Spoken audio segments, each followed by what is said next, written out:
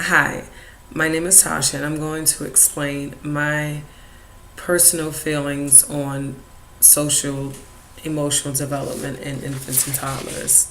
Everyone experiences social emotional expression. However, infants, hold on, I've never done this before. Okay. Everyone experiences social emotional expression. However, infants and toddlers are experiencing the emotions and coming to an understanding for the first time. Therefore, with great effort in supporting their social emotional growth, an understanding of development is pivotal to create an environment a child can thrive in. Infants and toddlers can be observed expressing themselves with emotions daily. The skill is continuously building as a child has interaction with peers, adults, and the environment. Social emotional expression is exceedingly important because it supports cognition. As the infant and toddler gains emotional expression and understanding as they relate relationships of expression to the environment they had the experience in. Two different infants can have the same meal time, however, have different emotional expressions to communicate how they feel about the experience. A toddler can have their own emotional expression as well. Some toddlers may eat their meal in peace without rush, and some toddlers may consume with aggression and speed. Their experiences outside of the classroom vary and have significant differences from previous experiences. Strategies used to help adjust emotional states to a comfortable level of functioning to obtain goals is self-regulation. Infants and toddlers learn self-regulation through experiences they have with the environment and people they interact with daily. I have about four different strategies that caretakers can use in order to promote self-regulation in infants and toddlers. Especially infants, you want to be responsive. You want to meet their needs on demand. That lets them have a sense of identity. They feel important. I'm cared for. I'm loved, and people care about my well-being. So responsiveness is key to infants.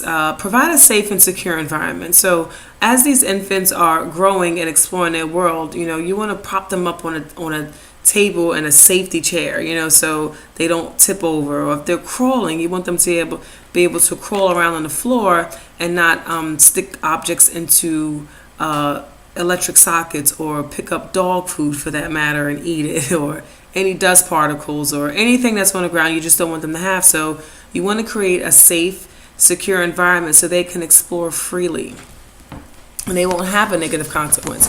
Because the more negative consequences that they have during these experiences, it's going to relate them to have a negative feel about doing something again, if you understand what I'm saying. So if I have a toddler here and they're playing with a ball with another toddler, and initially they're rolling the ball back and forth. The other toddler may have more athletic ability and is able to pick the ball up and actually throw it, and then it hits the other toddler in the head. So the other toddler doesn't like that, and he doesn't want to play anymore.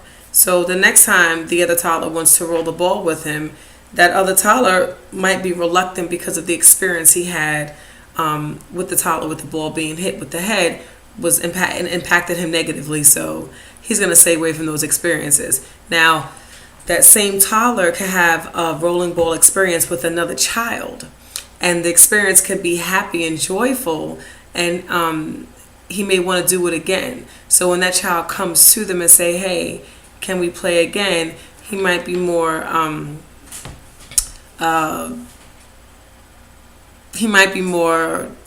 inclined to play with a friend.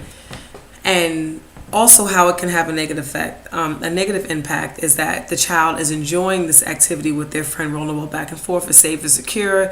They're learning. They're taking turns. They're exchanging conversation, and it's time to stop.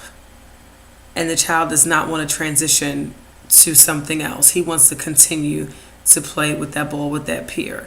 So even though they have positive experiences emotionally, when those transitions come and they have to stop, it can impact them negatively. So again, as caregivers, we have to come right in and be proactive and say, okay, you know what?